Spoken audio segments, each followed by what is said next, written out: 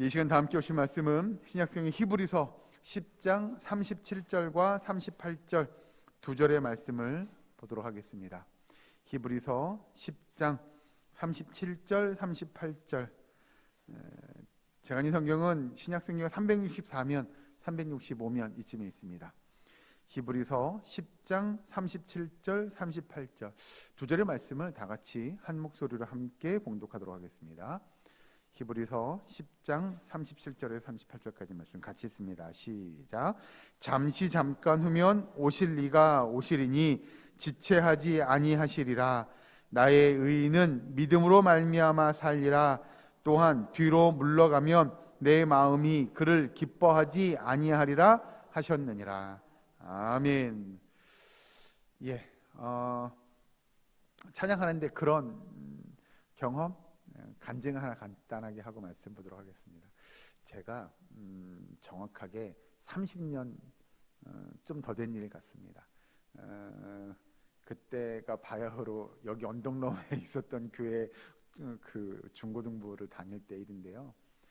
그런 걸 했습니다. 겨울에 그 당시에 이제 학력고사 볼 때니까 학력고사 보기 전에 중고등부 학생 이제 같이 모여서 엿을 팔았습니다. 그 엿판 돈으로 우리가 좋은 일에 쓰자 그래가지고 학생들이 저녁 때마다 모여서 군고구마도 팔고 옆에서 엿도 팔고 막 이러면서 그때 당시에 제 기억으로는 벌써 30년도 더 된 일이니까 50만 원을 모았습니다. 어떻게 수익금으로. 그래서 그걸 가지고 어디를 갔냐, 지금 생각해 보면 일산이에요. 그때는 어딘지도 모르고 전사님이 가자고 해서 어떻게 그 중고등부 학생들하고 같이 이제 갔는데 홀타동복지타운에 갔습니다.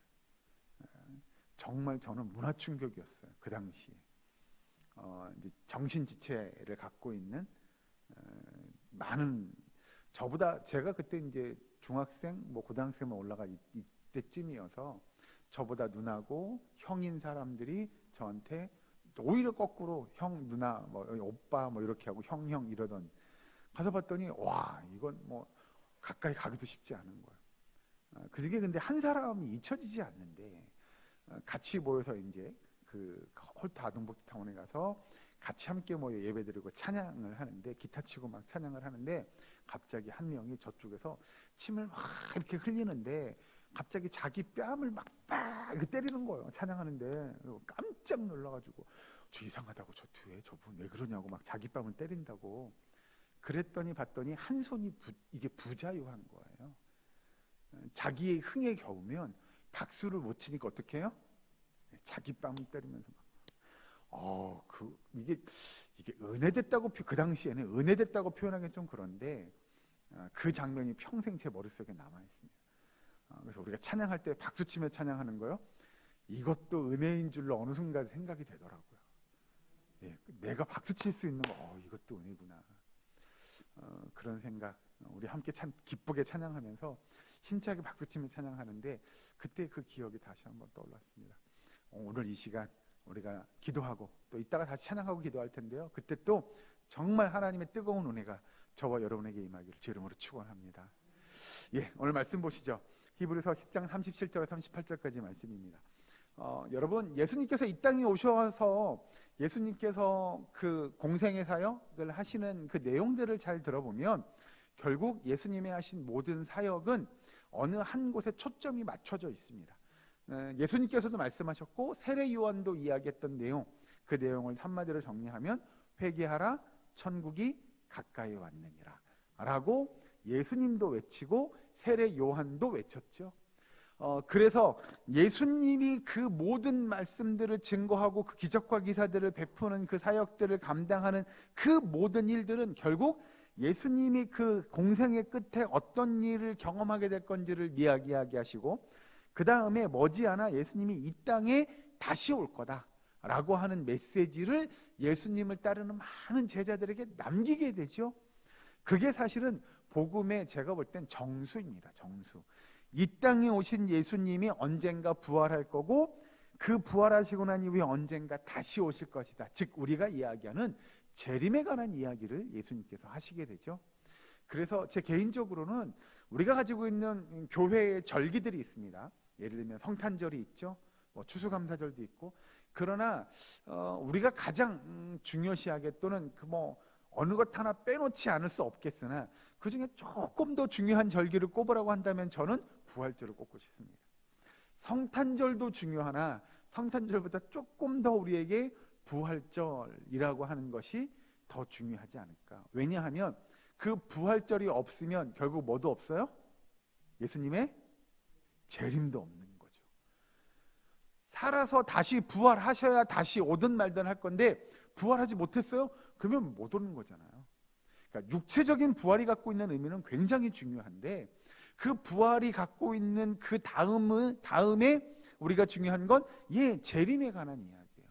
그래서 예수님께서 제자들에게 남기신 메시지 중에 야, 걱정하지 마. 내가 곧 다시 올 거야 라고 이야기합니다. 그래서 예수님의 제자들은 정말 곧 다시 온다고 생각했죠. 그 곧이 수일 내에 또는 수개월 내에 또는 수년 내에 다시 오신다고 하셨으나 예수님이 오시고 가신 이후에 몇 년이 지났어요? 거의 2000년이 지나갑니다. 그러면 그때 예수님의 제자들 그리고 예수님과 함께한 무리들, 예수님을 믿었던 많은 사람들, 우리의 신앙의 선배들이 그 믿었던 그 믿음과 우리가 오늘을 살아가는 우리의 믿음은 그럼 다른 믿음이냐? 아니요, 똑같은 믿음입니다. 왜냐? 예수님의 제자들도 뭐라고 믿었어요? 예수님이 곧 다시 오신다고 믿었고, 오늘을 살아가는 저와 여러분도 뭐라고 믿어요? 예수님이 곧 다시 오실 것이라고 믿고 있는 거죠. 그러니까 예수님의 재림이 얼마 남지 않았다, 임박했다라고 우리가 이야기하는 내용이 바로 재림에 관한 믿음입니다. 예수님께서도 예수님의 재림이 임박할 때 이런 일들, 우리가 이야기하는 이런 징조들이 교회 안에 또는 세상 속에서 나타나게 될 거다라고 이야기해 주셨어요. 그러나 그런 내용들은 이야기하셨으나 예수님께서 말씀하지 않은 한 가지 내용은 뭐냐면 예수님이 언제 온다라고 하는 내용들은 말씀해 주지 않으셨죠? 뭐라고 이야기했어요? 그 부분에 대해선 예수님이 뭐라고 이야기했죠? 그렇죠? 그래서 성경을 한번 찾아보면 좋겠습니다. 마가복음으로 넘어갑니다. 신약성경 마가복음 13장에 있는 말씀을 봅니다. 마가복음 13장 32절. 제가 가진 성경은 78면에 있습니다. 신약성경 마가복음 13장 32절 말씀 같이 한 목소리로 함께 봉독하겠습니다. 마가복음 13장 32절 시작. 그러나 그 날과 그때는 아무도 모르나니 하늘에 있는 천사들도 아들도 모르고 아버지만 아시느니라. 아멘. 누구만 아신다고요? 아버지만 아신다고요. 뭐에 대해서는요? 그 날과 그 시에 대해서는 오직 하나님 아버지만 아신다고 이야기합니다. 그러면 예수님께서 우리에게 내가 분명히 다시 올 건데 언제 올는지는 나도 모른다라고 말씀하시며 그날과 그 시는 아버지만 아신다라고 이야기하는 내용의 그 주된 이유는 뭐냐? 그러면 그때와 그 시를 모르며 살아가는 성도에게 있어서 중요한 건 뭐냐라는 거죠. 이게 왜 중요하냐면 아까 말씀드린 대로 우리는 재림을 기다리는 신앙으로 살아갑니다. 즉 예수님께서 다시 오실 그날을 기대하며 이 땅에서의 삶을 이루어가는 거죠. 이 내용은 아까 말씀드린 대로 다시 정리하면 구약의 백성들이나 신약의 백성들이나 오늘을 살아가는 우리들이나 동일한 믿음입니다. 제가 언젠가 말씀드렸죠. 여러분, 구약을 살았던 사람들의 믿음과 예수님이 이 땅에 오셨던 당시의 신약시대의 그 사람들의 믿음과 오늘날을 살아가는 우리의 믿음은 같습니까? 다릅니까? 같습니다. 다르면 큰일 납니다. 똑같은 믿음이어야 합니다. 그러니까 우리가 이야기하는 믿음의 조상 아브라함이라고 이야기하는 그 아브라함의 믿음과 예수님의 제자들의 믿음과 오늘을 살아가는 저와 여러분의 믿음은 다 동일한 믿음입니다. 그래서 그 믿음의 주된 내용은 뭐냐? 우리의 믿음은 누군가 다시 오신다고 하는 그 재림을 향한 그 믿음이에요. 그 소망을 갖고 살아가는 거예요. 그런데 예수님께서 금방 내가 곧 다시 올 거야 라고 이야기했는데 곧 다시 오시지 않는다는 거죠. 그래서 그 시와 그때는 아무도 모르는데 그러면 예수님을 따랐던 제자들, 12명의 제자들과 많은 무리들, 오늘을 살아가는 저와 여러분이 그러면 재림을 기다리는 그 믿음 가지고 어떻게 살아가는 것이 옳은 것이냐, 어떻게 살아가는 것이 바른 믿음의 신앙의 모습일 것이냐를 오늘 이 시간 좀 고민했으면 좋겠습니다. 여러분, 그래서 재림에 관한 예수님의 말씀 가운데 예수님께서 강조하신 내용 한 가지가 있습니다. 그 내용들을 좀 보려고 하는데요. 방금 읽은 마가복음 13장 그 밑에 33절 말씀 여기 한번 같이 한번 읽어주실까요? 마가복음 13장 33절 같이 읽습니다. 시작.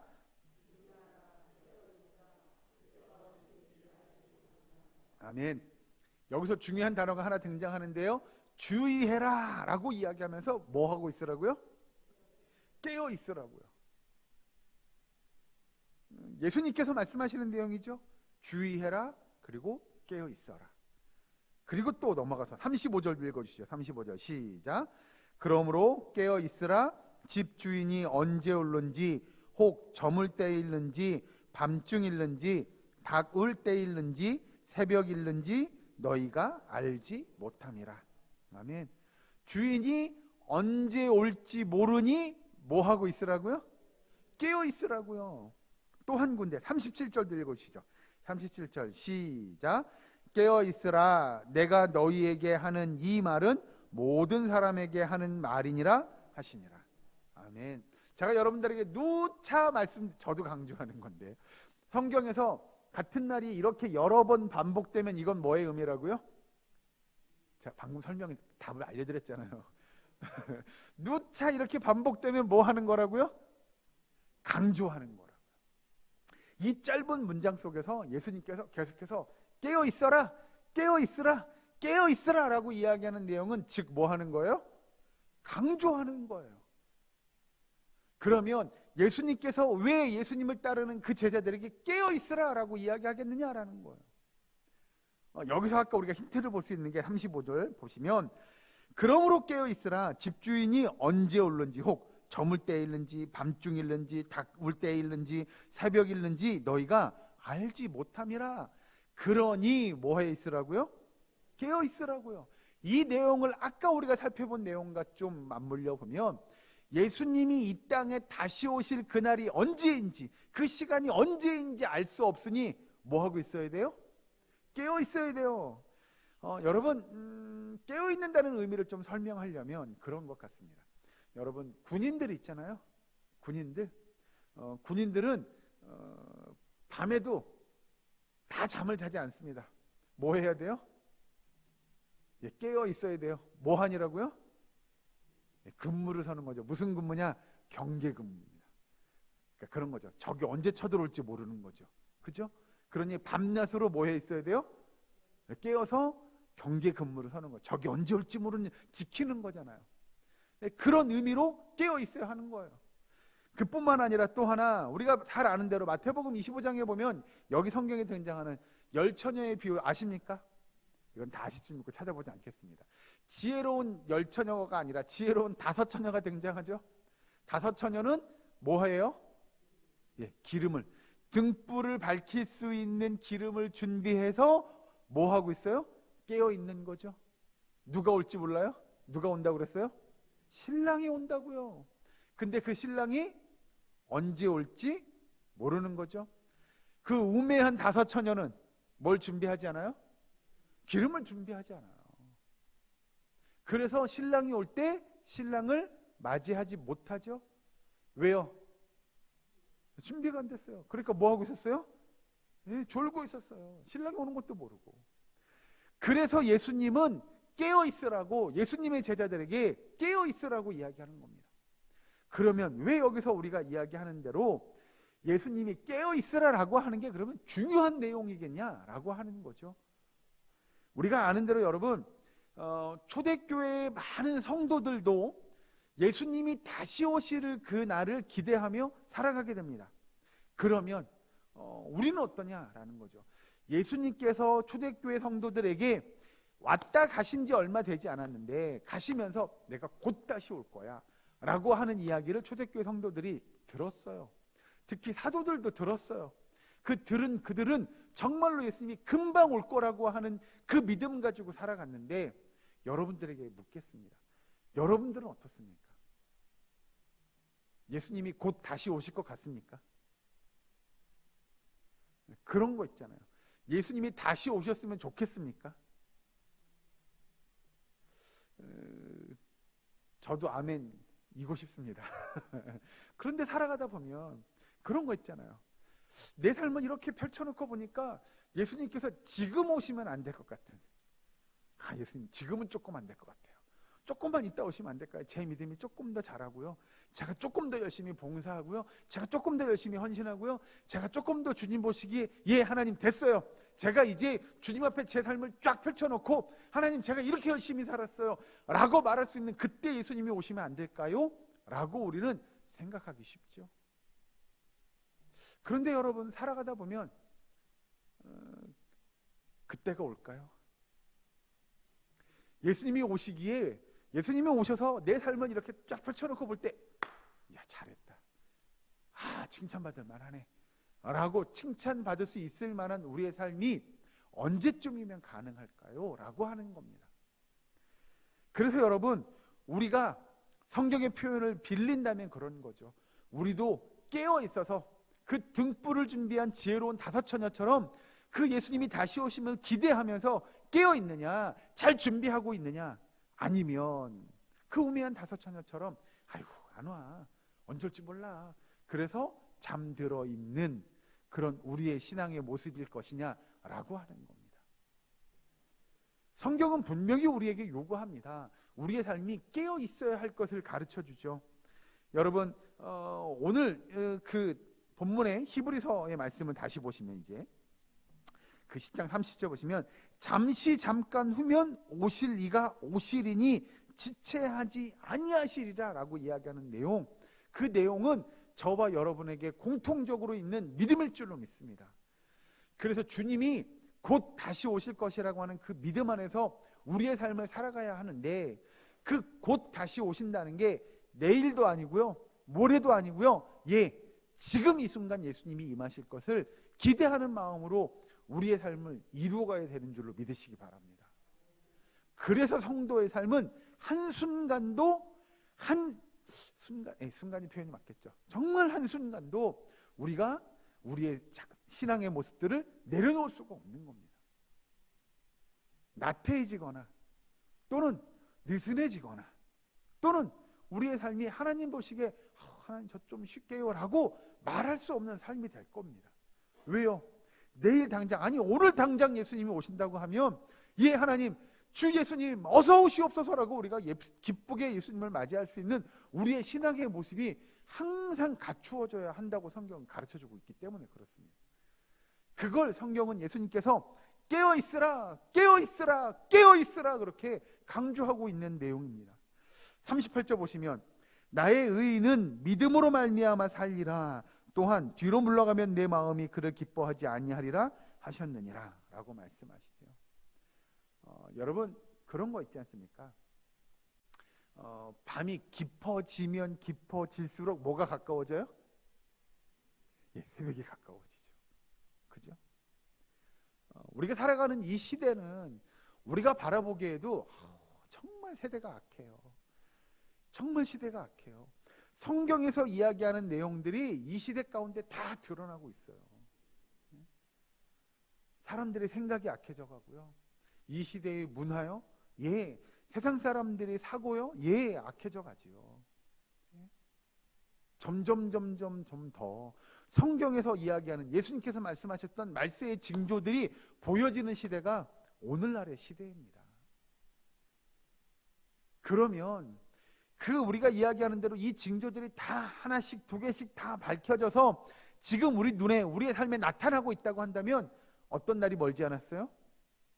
이 주님이 다시 오실 그날이 멀지 않았음을 우리는 알 수 있는 거죠.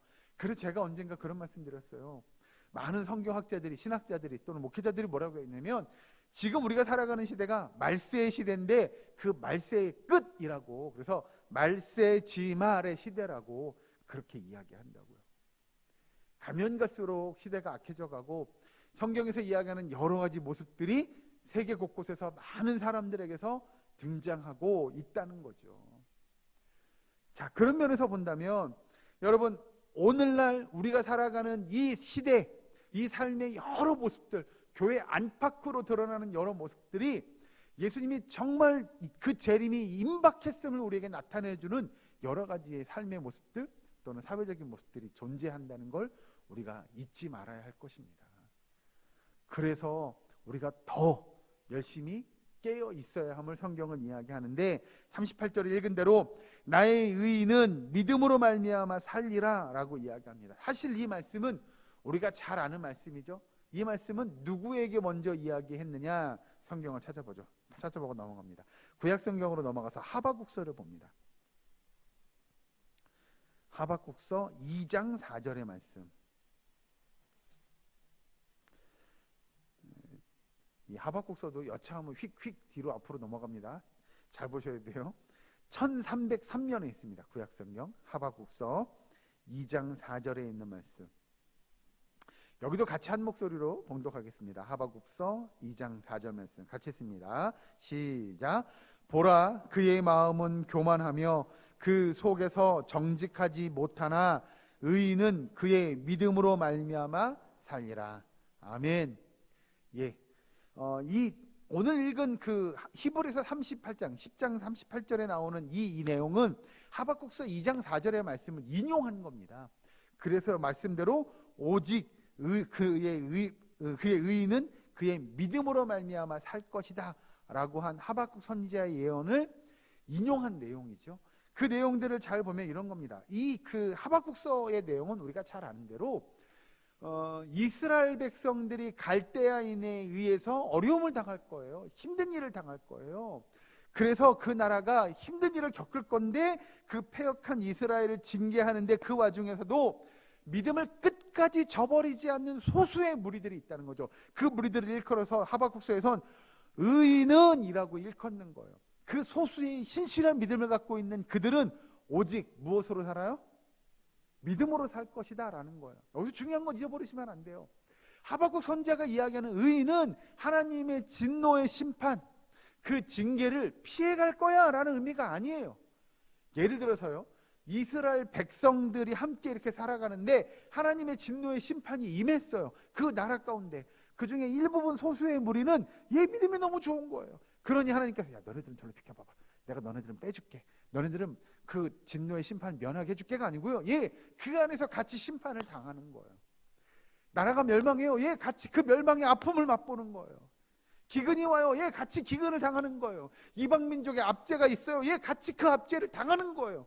그러나 그런 어려움 속에서도 오직 그 신실한 소수의 의인들은 어렵지만 힘들지만 고난당하겠지만 무엇으로 살아간다고요? 믿음으로 살아간다고요. 할렐루야. 여러분, 오늘을 살아가는 저와 여러분도요, 결국 그 말세의 징조들을 피할 수 없을 겁니다. 세상의 그 세상적인 가치관들이 교회 안에 들어오는 거예요. 그거 피할 수 없을 거예요. 세상 사람들이 교회를 핍박하고 교회를 비난하고 교회를 조롱해요. 그것도 피할 수 없을 겁니다. 그런 모든 어려움들을 겪으실 거예요. 그러나 우리가 그것들을 피해가는 게 능사고 하나님의 뜻이 아니라 그런 중에 의인은 무엇으로 산다고요? 믿음으로 산다고요. 저와 여러분은 믿음으로 살아가는 하나님의 백성인 줄로 믿으시기 바랍니다. 그것이 앞에서 이야기하는 대로 깨어있으라, 깨어있으라, 깨어있을 수 있는 우리의 버팀목이 되는 것, 오로지 뭐예요? 믿음이에요. 오로지 믿음이에요. 다시 그러면 본문을 처음으로 끌고 가야 됩니다. 제가 제일 처음 말씀드렸죠? 저와 여러분이 갖고 있는 믿음, 그리고 예수님의 제자들의 믿음, 그리고 저 구약의 믿음, 여러분 아브라함의 믿음, 이삭의 믿음, 그 믿음은 다 똑같다고 말씀드렸잖아요. 그 믿음의 내용이 뭐라고 그랬죠? 뭐에 관한 믿음이요?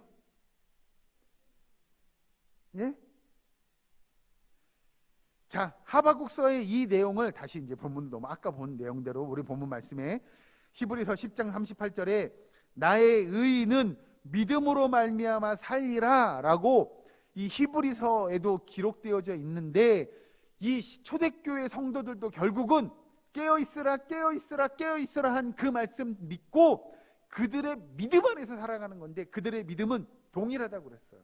뭐에 관한 믿음이냐? 예수님이 곧 다시 오실 것이라고 하는 그 믿음 안에서 그들이 살아가고 있음을 여러분 믿으시기 바랍니다. 그래서 저와 여러분들 살아가는 그 믿음은 뭐냐면요, 깨어있을 수 있는 가장 좋은 방법은 뭐냐면요, 믿음을 지키는 겁니다. 뭐에 대한 믿음이요? 주님이 다시 올 거라고 하는 믿음이에요. 그래서 여러분이 복음을 전하는 거 있잖아요. 네? 진정한 의미의 우리가 복음을 전하고 우리가 전도한다고 할 때에 그 복음을 전하는 건 뭐냐면요, 저와 여러분이 믿음을 증거하시면 돼요. 저는요, 예수님이 곧 다시 오실 것을 믿어요. 그래서 오늘 하루의 삶을 이렇게 살아가요. 그래서 저의 매일매일의 삶을 이렇게 경주해요. 그래서 제가 이렇게 열심히 노력해요. 그래서 제 삶을 이렇게 이루어가려고 해요 라고 여러분들이 그 믿음의 고백을 이루어가는 삶을 보여주시는 거예요. 증거하시는 거예요. 그런 삶을 살아가는 것이 여러분 깨어있는 삶인 줄로 믿으시기 바랍니다. 여러분, 모든 성도들은요, 예수님이 다시 오심을 기대하며 살아가는 겁니다. 그 기대가 어떤 모습으로 나타나야 되느냐? 우리의 믿음의 삶의 모습으로 나타나야 됩니다. 예수님이 곧 다시 오실 그날, 예수님이 곧 다시 오셔도 그 등불을 준비한 지혜로운 다섯 처녀처럼 주 예수여 어서 오시옵소서 라고 기쁘게 예수님을 맞이할 수 있는 저와 여러분 될 수 있기를, 우리의 사랑교회 모든 권속될 수 있기를 주의 이름으로 간절히 축원합니다. 우리 이 시간 함께 말씀 붙잡고 기도했으면 좋겠습니다. 하나님, 우리가 주님이 다시 오시는 그 믿음 가지고 이 땅 가운데 살아가기를 원합니다. 주님이 이 땅에 곧 다시 오심을 믿는 믿음 안에서 깨어있는 주의 백성 되게 해달라고 이 시간 다 같이 주여 한번 외치고 말씀 붙잡고 기도하겠습니다. 같이 주여 한번 기도합니다. 주여! 아버지, 이 시간 간절히 기도합니다. 아버지, 우리의 말씀대로 우리가 이 땅 안에 깨어있는 주의 백성 되기를 소망합니다. 아버지, 믿음의 역사를 이루어가게 하여 주시옵소서. 주여 믿음 안에서 승리하기 원합니다. 깨어있는 주의 백성, 우리의 사랑교회 모든 성도들이 되게 하여 주시옵소서. 아버지, 진정 믿음 안에서 주님이 다시 오심을 기대하고 곧 다시 오실 예수 그리스도를 기대하며 이 땅에 믿음의 삶을 이루어가고 믿음의 고백을 이루어가는 주의 백성 되게 하여 주시옵소서. 아버지, 믿음으로 고백하고 믿음으로 주님 앞에 나아가며 이 땅에 우리의 삶을 나타낼 수 있도록 주여 도와 주시옵소서. 아버지, 주님의 은혜를 사모합니다. 아버지, 우리의 사랑교회 성도들이 정말 주님이 다시 오실 그날을 기대하는 참된 믿음의 백성, 깨어있는 주의 백성, 주의 자녀 될 수 있도록 주여 도와 주시옵소서. 주여 은혜를 내려주시고 영광 나타내 주시옵소서.